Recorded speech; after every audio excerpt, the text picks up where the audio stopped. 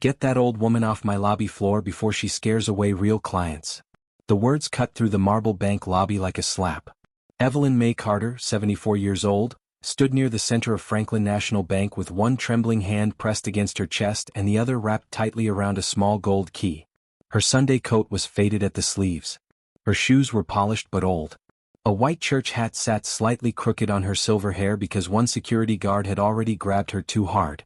Around her, businessmen in navy suits froze beside leather chairs. A young woman lowered her phone but kept recording. Two tellers looked down at their keyboards like the floor had suddenly become interesting. Victor Langley, the branch manager, stood behind the counter with his arms crossed. "This is not a shelter," he said. "And it is not 1962. You cannot walk in here waving some old key and demanding a private vault." Evelyn lifted her chin. "I am not demanding anything," she said softly. "I am asking you to honor what your bank promised." Victor laughed. "Our bank does not make promises to people who can't even prove they have an account." The security guard tightened his hand around Evelyn's arm. "Ma'am," he muttered, uncomfortable, "please don't make this harder." Evelyn looked at the guard, then back at Victor. Her eyes were wet, but her voice did not break. "My husband died waiting for this day." Victor's smile disappeared. Then he snapped his fingers. "Drag her out." The guard pulled. Evelyn stumbled. Her purse hit the marble. Papers scattered across the floor. A photo slipped out, a black and white picture of a young black man in a mechanic's uniform standing beside a white banker in front of the same building 50 years earlier. No one picked it up. No one helped her. Evelyn was dragged toward the glass doors while still clutching that gold key so tightly the metal pressed a mark into her palm. And that was when the elevator at the back of the lobby opened. Jonathan Pierce, the CEO of Franklin National Bank, stepped out with 3 board members behind him. He was laughing about something until his eyes landed on Evelyn. Then he saw the key. His face changed instantly. The smile vanished. The color left his cheeks. The folder in his hand slipped slightly. And in a voice barely above a whisper, he said, "Where did you get Vault Key 1? 6 hours earlier, Evelyn May Carter had woken before sunrise in a small brick house on the south side of Birmingham, Alabama. The house was old but spotless. Lace curtains. A Bible on the kitchen table. A coffee mug with faded blue flowers. A framed photograph of her late husband, Samuel Carter, resting beside a jar of peppermint candies he used to keep for the neighborhood children. Evelyn moved slowly now. Her knees hurt when the weather changed. Her hands were stiff in the morning. But every Sunday she still dressed like she was going somewhere important, even when she was only walking to the mailbox. That morning was different. She opened the bottom drawer of her dresser and took out a wooden box wrapped in a yellowed handkerchief. Inside was the gold key. It was heavier than it looked. Old-fashioned. Smooth from years of being held. On one side, engraved in tiny letters, were 3 words. Franklin Private Vault. On the other side was a number. Evelyn touched the number with her thumb. Then she removed a folded letter from the box. The paper had softened at the creases. The handwriting belonged to her husband. "My Evelyn, if the bank ever changes hands again, take the key. Ask for the CEO, not the branch manager. Tell them Samuel Carter kept his promise, even when they forgot theirs." She read that line every year on the anniversary of his death. For 8 years she had not gone. Partly because grief is heavy. Partly because men like Victor Langley had always made rooms like Franklin National feel impossible to enter. But 3 days earlier, a letter had arrived from the bank. Official notice. Franklin National was being acquired by a larger financial group.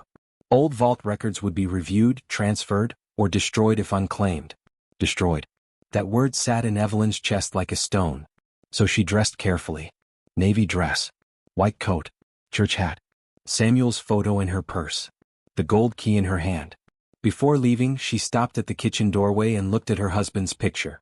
"Well, Sam," she whispered, "I guess today we find out if they remember you." Franklin National Bank stood on 5th Avenue North like a building that had never once apologized. Tall white columns. Bronze doors. American flag outside. Marble lobby inside. A coffee bar for premium clients. A wall of framed photographs showing the bank's history. Founders, ribbon cuttings, mayors, governors, smiling men in suits. Not one photograph showed Samuel Carter. Evelyn noticed that the moment she walked in. She also noticed the guard watching her. Not casually. Not politely. Watching like she had already done something wrong. The lobby was busy that morning. A real estate developer argued quietly near the private banking desk. A young couple sat with a mortgage officer. An older white man in golf clothes joked with a teller who called him Mr. Harris 3 times in 30 seconds. Evelyn walked to the information desk. A young receptionist looked up. Yes. Evelyn smiled. Good morning, baby. I need to speak with someone about a private vault. The receptionist's eyes dropped to Evelyn's coat, her shoes, the old purse tucked under her arm. Do you have an appointment? No, ma'am. But I have the key. She placed it gently on the desk. The receptionist blinked. For 1 second, something like curiosity crossed her face. Then Victor Langley appeared behind her. He was 46, tall, clean-shaven, with a silver tie clip and the calm smile of a man who had practiced looking important in mirrors. What seems to be the issue?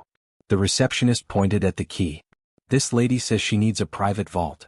Victor looked at Evelyn. Not the key first, Evelyn. His eyes did the quick, ugly math some people do before they ever hear your name.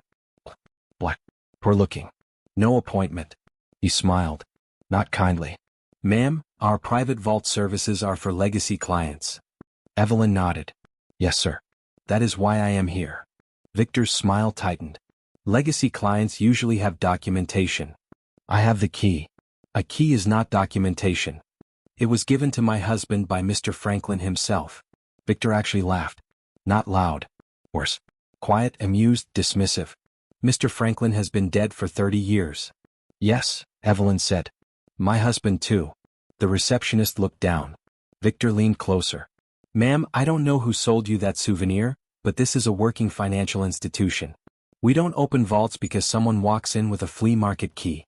Evelyn's fingers closed around it. This is not from a flea market.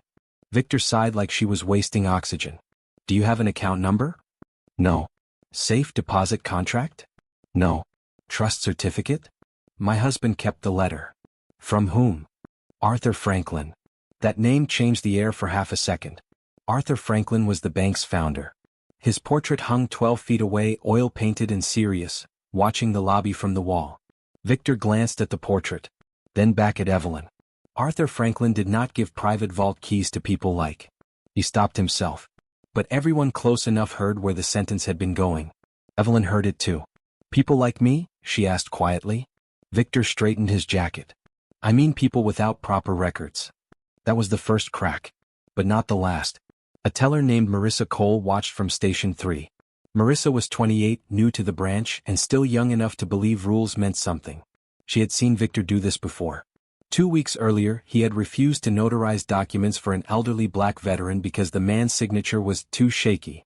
The next day, he had personally walked a wealthy client through the same process while joking about his golf swing. A month before that, a Latina grandmother came in asking about her late husband's savings bonds. Victor sent her away after 3 minutes. Later, Marissa found the bonds had been valid. She reported it. Nothing happened. Victor was protected. His uncle sat on the regional advisory board. His numbers looked good. Premium clients liked him. And in banking, liked by premium clients, covered a multitude of sins. Marissa looked at Evelyn's gold key and felt something cold move through her. Vault 001. She had seen that number once. In a restricted archive note. Legacy Vault 1, founder-level authorization only. She opened her drawer slowly and took out her phone. Not to call anyone yet. To record. Victor told Evelyn to sit in the waiting area. She did. 4:42 minutes. People came and went. Coffee was poured. Hands were shaken.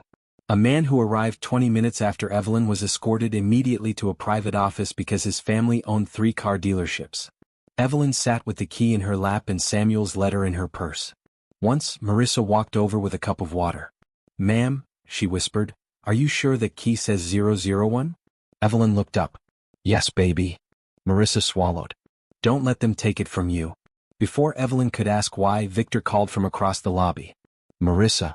Back to your station. Marissa returned. Victor had been making calls. Not to the CO. Not to archives. Not to legal. To security. He walked back to Evelyn with 2 guards behind him. Mrs. Carter. Mrs. Carter. We cannot verify any valid relationship between you and this institution. You have not looked. Victor's eyes hardened. We looked enough. No, Evelyn said. You looked at me. The words landed quietly. But they landed. The developer near the private banking desk turned his head. The young couple stopped talking. The receptionist froze. Victor's face flushed. I am going to give you one chance to leave on your own. Evelyn stood carefully. I will leave after I speak with the CEO. That did it? Victor stepped closer.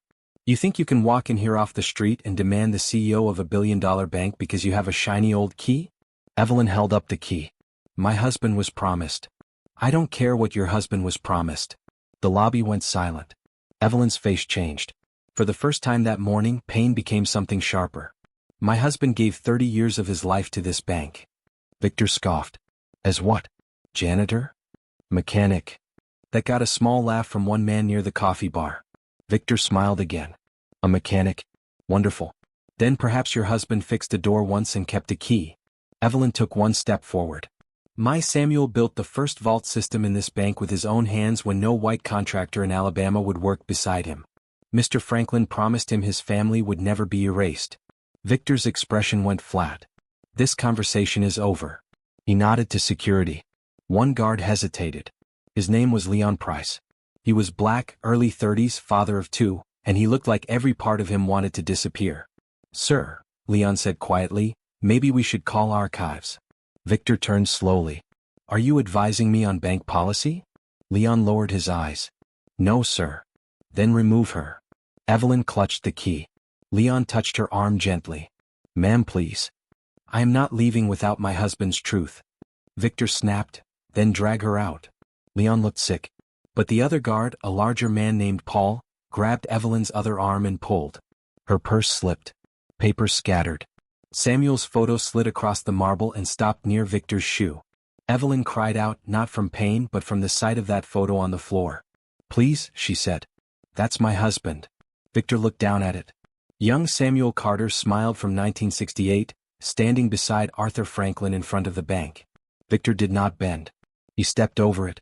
That was when Marissa stopped recording and did something that would change everything. She sent the video to one person. Jonathan Pierce. Geo. Her message was only 7 words. She has vault key 1. Victor is removing her. Then she added the video. Outside, Evelyn was placed on a stone bench near the entrance like a package that had been delivered to the wrong address. The gold key was still in her hand. Her purse had been shoved beside her. Some papers were missing. Samuel's photo was still inside the lobby. Leon stood near the door, shame written all over his face. I'm sorry, he whispered. Evelyn looked at him. You did what you were told. Leon shook his head. That don't make it right. Inside, Victor was already repairing the room. Sorry about that, he told the developer. We get confused walking sometimes. The developer gave an uncomfortable laugh. Marissa stared at him from station 3. Her phone buzzed. A reply from Jonathan Pierce. Do not let him touch the key. I'm in the building. Marissa's heart jumped.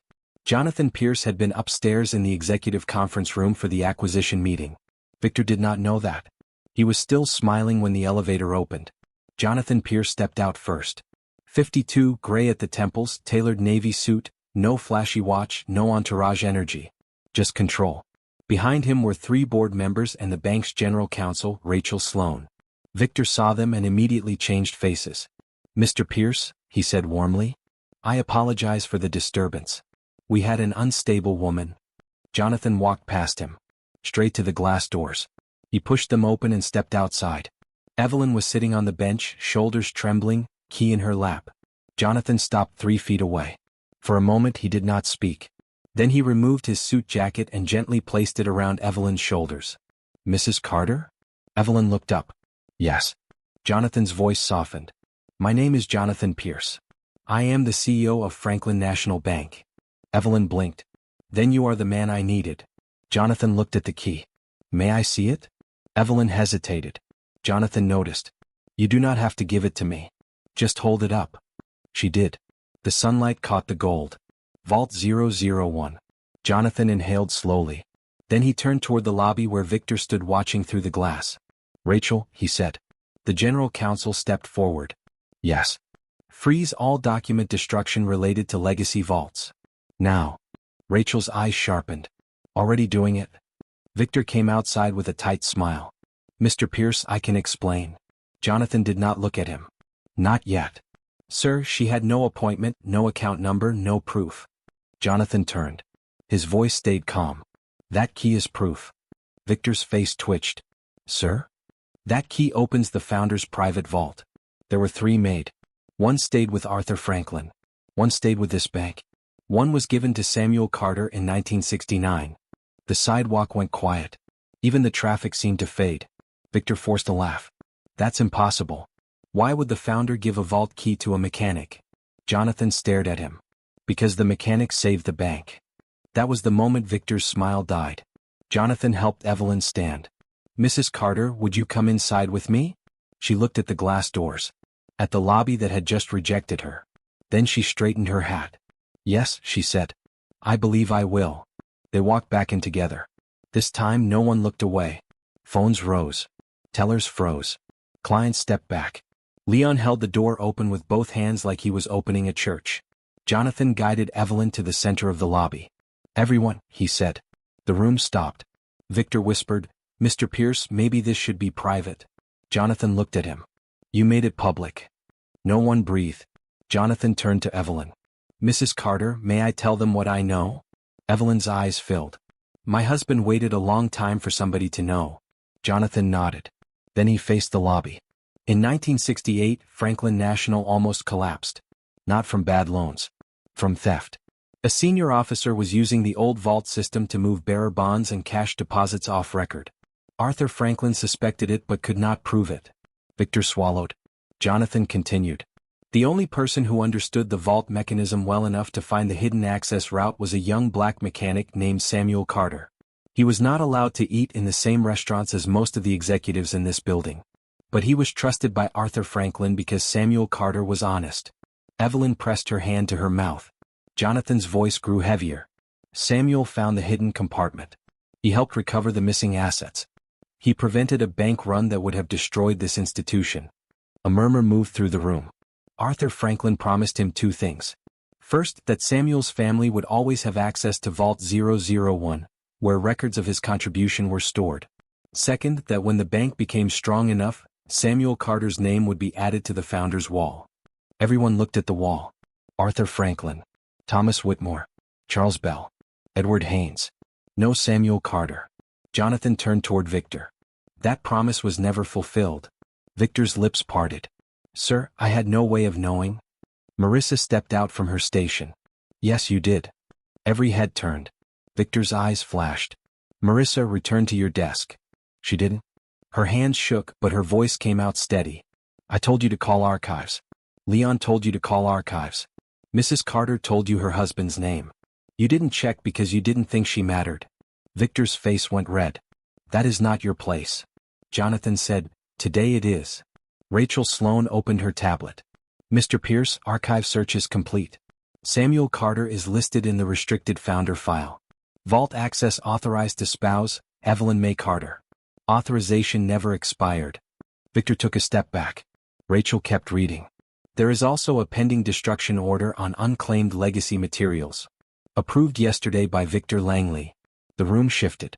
Jonathan slowly turned. Victor. Victor lifted both hands. That was standard acquisition cleanup. There are thousands of old files. Vault 001 was not a standard file. I didn't know what it contained. You didn't ask. Silence. And then Rachel added the sentence that broke the floor beneath him. There are also 3 prior complaints connected to legacy clients being denied service at this branch. 2 elderly. 1 disabled veteran. All marked resolved by Mr. Langley without review. Victor's jaw tightened. That is internal business. Jonathan's voice sharpened for the first time. This entire lobby just watched you drag a 74-year-old woman out of a bank while she was holding a founder-level vault key. Internal business ended 10 minutes ago. A few people gasped. Victor looked around and realized something terrifying. The room was no longer his. Jonathan turned to Leon. Mr. Price. Leon stiffened. Yes, sir. Bring Mrs. Carter's purse and every paper that fell from it. Leon moved immediately. Victor said, Security already collected. No, Marissa interrupted. She walked to Victor's shoe, bent down, and picked up Samuel's photo from the floor. He stepped over this. She handed it to Evelyn. Evelyn took the photo with both hands. For the first time she cried. Not loud. Just one quiet break in the chest. Jonathan looked at the photo. Then at the founder wall. Then at the bank lobby around him. Open the vault. Victor whispered, Sir?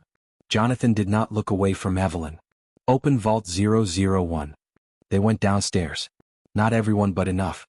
Jonathan, Evelyn, Rachel, Marissa, Leon, 2 board members, and Victor because Jonathan wanted him to see what he had nearly destroyed. The private vault level smelled like cold steel and old paper. Rows of modern deposit boxes lined one wall, but at the far end stood an older vault door no customer had used in decades. Brass wheel. Black iron. Franklin crest. Rachel entered the bank's master code. Jonathan inserted the institutional key. Then he looked at Evelyn. Mrs. Carter. Her hand trembled as she lifted the gold key. For 8 years, it had sat in a wooden box. For 55 years, it had carried a promise. She inserted it. Turned. Something inside the door clicked. The sound was small. But Evelyn closed her eyes like she had heard Samuel's voice. The vault opened. Inside were 3 shelves. A sealed envelope. A ledger. A film reel. A small metal plaque wrapped in cloth. Jonathan carefully lifted the envelope first. On the front, handwritten. For Samuel Carter's family, when the bank is finally ready to tell the truth. Evelyn covered her mouth. Rachel opened the ledger. Her face changed as she scanned the pages. This includes the recovered assets from 1968, she said. And a transfer schedule. Jonathan frowned. Transfer to whom? Rachel looked at Evelyn. To the Carter Family Trust. Victor spoke before he could stop himself. What trust? Rachel turned the ledger.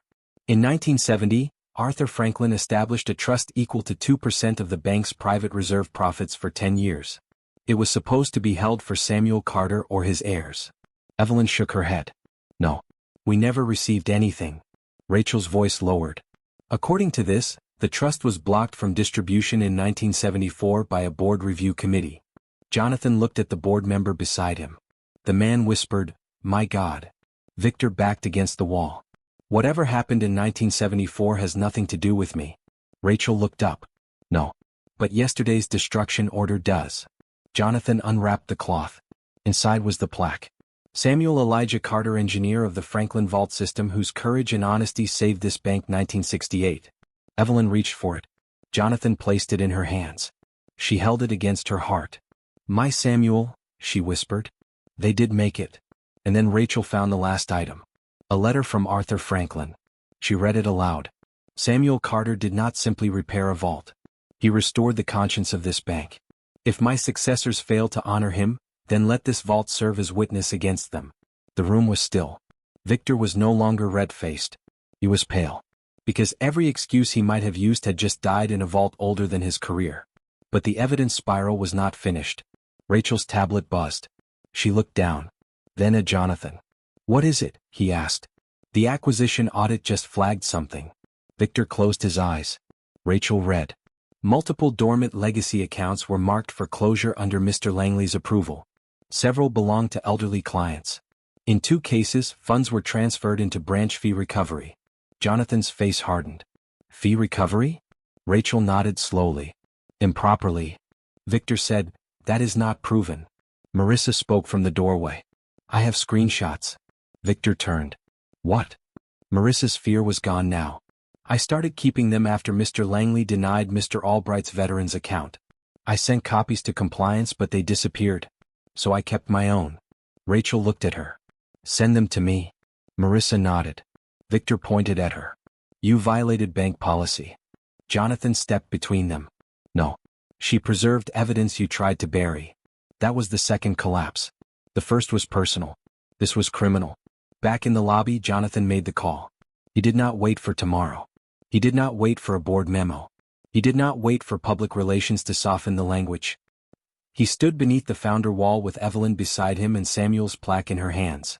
Victor Langley, he said, you are suspended effective immediately pending investigation for discriminatory conduct, improper account closures, and destruction authorization involving protected legacy records. Victor's mouth opened. Jonathan, after 15 years. Mrs. Carter waited 55. Victor had no answer. 2 security officers arrived. Not Leon. Jonathan had made sure of that. Victor looked toward the premium clients, waiting for someone to defend him. No one did. The developer looked away. The golf client suddenly became fascinated by his shoes. The receptionist stared at her desk. Victor walked out through the same glass doors Evelyn had been dragged through 30 minutes earlier. Only this time no one held the door for him. The story could have ended there. It didn't. Because by 4 p.m. the video was online. The young woman who had been recording in the lobby posted the moment Evelyn was dragged across the marble floor. Then she posted Jonathan's reveal. Then Marissa's statement. Then the vault opening was confirmed by a leaked internal memo someone sent to a local reporter. By sunset, Birmingham knew Samuel Carter's name. By morning the country did. The headlines spread everywhere. Black grandmother dragged from bank lobby was heir to founder's forgotten vault promise. Local news vans parked outside Franklin National. Civil rights attorneys called. Former clients came forward. Elderly customers who had been dismissed, overcharged, ignored, and pressured into closing accounts. The board launched an independent investigation. Rachel Sloan testified publicly that the Carter Family Trust had been wrongfully suppressed for decades, though not by current management. But Victor's attempt to destroy the records triggered a wider review that revealed improper closures and discriminatory service patterns under his branch leadership. Victor Langley was not only fired. He was referred to state regulators. His uncle resigned from the advisory board.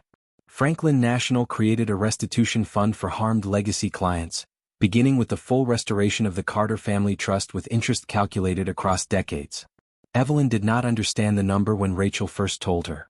She simply sat at her kitchen table, Samuel's photo beside her, and stared. "That can't be ours," she said.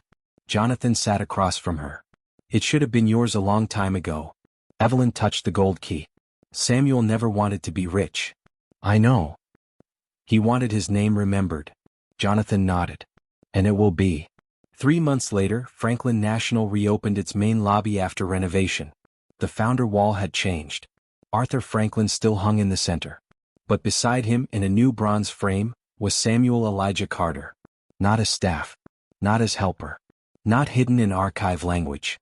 The plaque beneath his photo read, "Samuel Elijah Carter, vault engineer and protector of Franklin National. His honesty saved this institution in 1968. Evelyn attended the ceremony in the same white church hat. This time, no one asked if she had an appointment. Leon Price, the security guard who had apologized outside, stood near the door in a new role. Client protection officer, part of a new department created to protect elderly and vulnerable customers. Marissa Cole was promoted to branch operations supervisor. The lobby was full. Local news cameras. Bank employees. Community leaders. Former clients. Church ladies from Evelyn's neighborhood who had arrived in a van and taken up the entire second row. Jonathan stepped to the microphone. "Institutions do not lose their soul all at once," he said. "They lose it every time someone is ignored because of how they look, how old they are, what they wear, or what someone assumes they are worth. Today we cannot undo the years Samuel Carter was erased. But we can stop pretending we do not know his name." He turned to Evelyn. "Mrs. Carter, would you do the honor?" Evelyn stepped forward slowly. In her hand was the gold key. She did not use it to open a vault this time. She used it to tap gently against Samuel's new plaque. "What?" The sound rang softly through the lobby. Then she smiled. "My husband kept his promise," she said. "It just took the bank a little while to keep theirs." People stood. Not all at once. First Marissa. Then Leon. Then Jonathan. Then everyone. And Evelyn May Carter, the woman they had dragged across the marble floor, stood beneath her husband's name while an entire bank applauded the truth it had tried to bury. 6 months later, children from a local high school visited Franklin National for a financial literacy tour. A young black girl stopped in front of Samuel's portrait and read the plaque twice. Then she looked at Evelyn, who volunteered there once a week now, helping seniors understand their accounts. "He built the vault?" the girl asked. Evelyn smiled. "Yes, baby." "And they forgot him?" "For a while." The girl frowned. "How do you make sure people don't forget?" Evelyn placed the gold key in the girl's palm for just a second. It was heavy. "Real. You tell the truth," Evelyn said. "And you hold on to the proof." That afternoon, Evelyn went home and placed the key back in the wooden box. But not in the bottom drawer anymore. She set it on the mantel beside Samuel's photograph, where everyone could see it. Because some keys do not just open vaults. Some keys open history. Some open justice. And some open the door to a room that should have welcomed you in the first place. So here's my question for you. If you had been standing in that bank lobby while an elderly woman was dragged out for asking to be heard, would you have stayed silent, or would you have stepped forward? Drop your answer in the comments. And remember this, the way you treat someone when you think they have no power says everything about who you are. Because one day the person you dismiss may be holding the key to the truth you tried to bury.